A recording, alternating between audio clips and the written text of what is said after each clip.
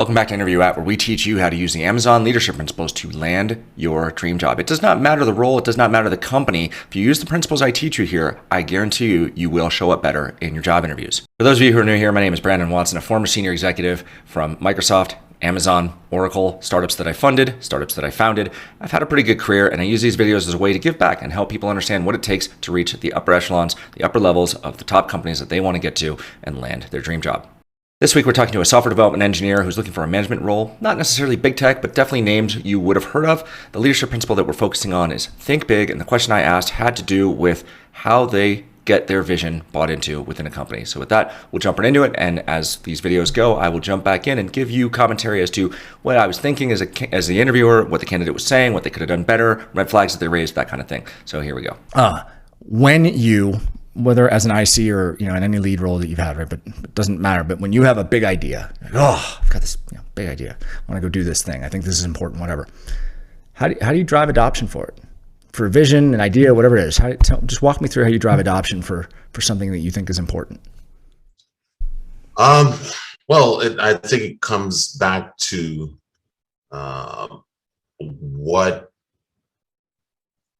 what's valued. You need to draw a direct line between the big idea and what the business values, right? And if the big idea is, hey, if we switch programming languages from X to Y, there will be a 10x reduction in costs. Well, yeah, I mean, all businesses will love it, but there's also that side of, okay, what am I really trading off here? And it's just making the business aware of, yes, there's this big idea, but you're making them aware of like the pros and cons of this big idea. Because it's very easy to sell people on the big idea by, hey, this is great, we're going to save a lot of money, but also we're going to have to retrain our existing team, or we're going to have to hire people and whatnot. So up to this point in the interview, this is the first answer out of the gate. This candidate was kind of leveling at the L5, L6 level, which is kind of a very early career development manager, has some experience, but not really big, huge projects. And I think this answer kind of highlights the lack of experience, though it's still a good answer for the level. It highlights the lack of experience because he's right. When you're selling a vision internally, you do have to help your team understand not just the what, but the why, and kind of paint the whole picture for them to get the buy-in. So in that context, he's correct. It took him a little while to get there. It was a little bit shaky as an answer. Didn't exude that executive presence, that leadership, that confidence that you would expect from someone who's done it a bunch of times. And so it's definitely presenting as a lower level answer just because it was kind of slow-ish and took time to get there. It didn't present with a lot of conviction. So for me, it's just tying making a direct connection between the big idea and what the business's goals are.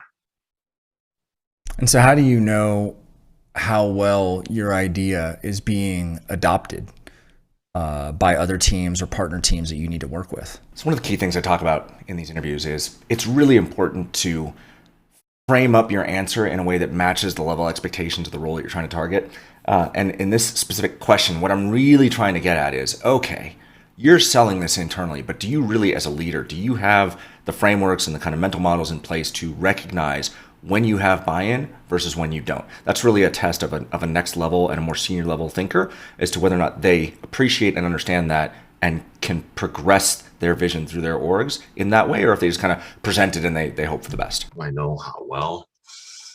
Like how do you know if they're bought in or not? People vote with their feet. So if they're doing,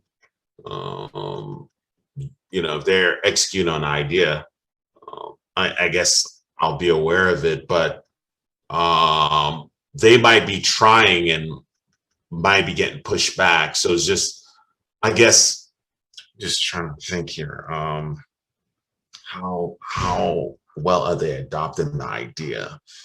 So as you can see, the candidate here is clearly struggling to communicate how they're going to drive an idea inside the organization. And how this is presenting to me as the interviewer is this person's never really managed across teams. They might have managed individuals underneath them, but they've never had to manage the coordination of resources and the bartering and the bargaining that goes on between senior level thinkers and senior level leaders that comes with large scale projects. And so kind of a way to think about this, like when you're thinking about how you operate within an organization, as I manage teams, right?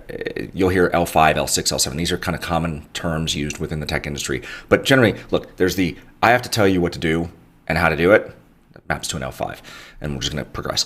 Then there's the I have to tell you what to do. You're going to figure out how to do it. Then there's the you're going to tell me what you're going to do and how you're going to do it. Then there's the not only are you going to tell me what you're going to do and how you're going to do it, you're going to explain to me, the leader, what other teams you need to negotiate with to align the resources and the goals across the division to get those things done and make the trade-offs as appropriate to achieve the top level goals of the company. That's kind of the progression of thinking as you think about how well you execute and operate within an organization. And this answer, this candidate has, to this point in the interview, has presented, not this segment, but the totality of the interview, has presented as someone who's managed small teams and small projects.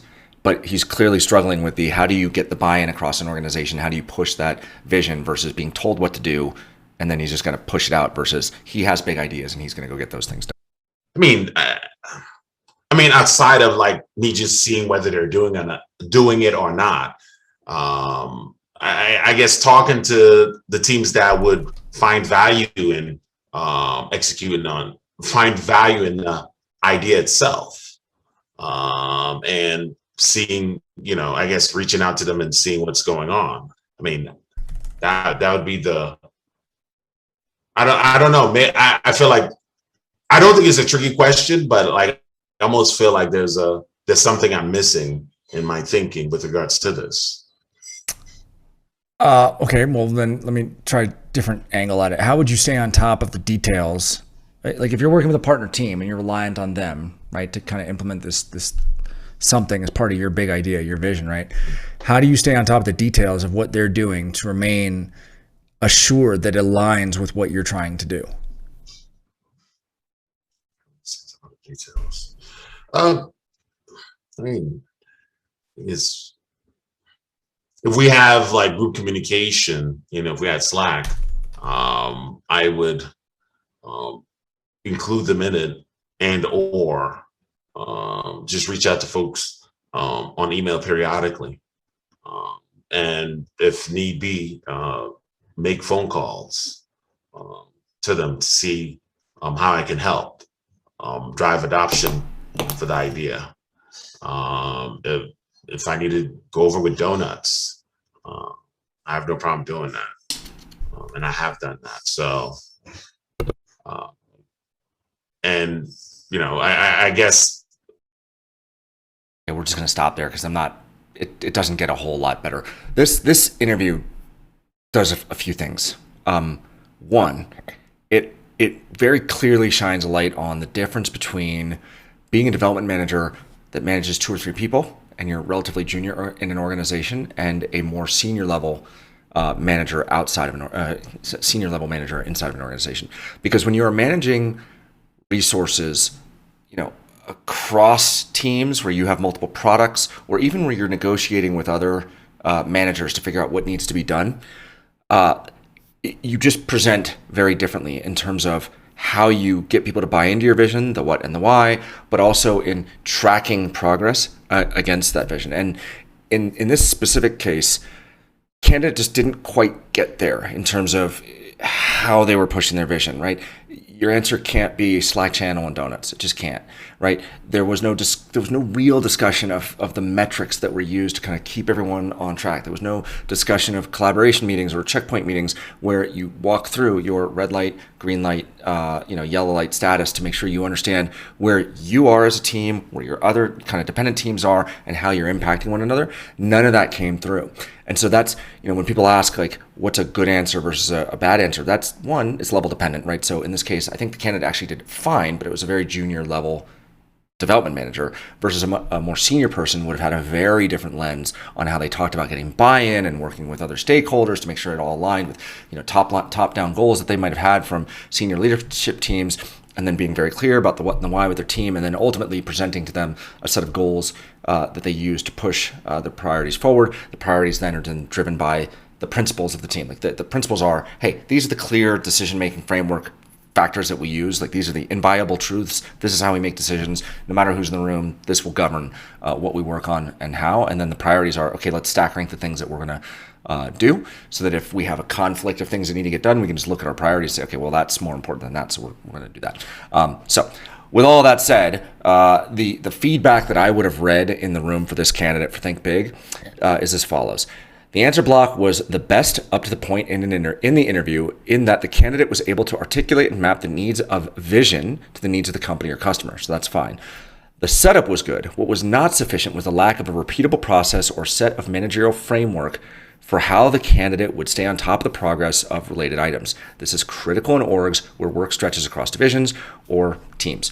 So again, not saying this person wouldn't have gotten the job, not saying this person wasn't level appropriate, just more junior in how they approached the problems, and they clearly were not representing within the context of the interview or the answer that they gave that they have the ability to manage across teams or even their own bigger team with multiple products, but that they were working across organizational boundaries to kind of get things done, or even within their own team to kind of trade off resources and make sure things get done, and tracking that on an ongoing basis versus, well, if people are unhappy, they'll walk away from the team. That's not really a senior level thinking that we're looking for here.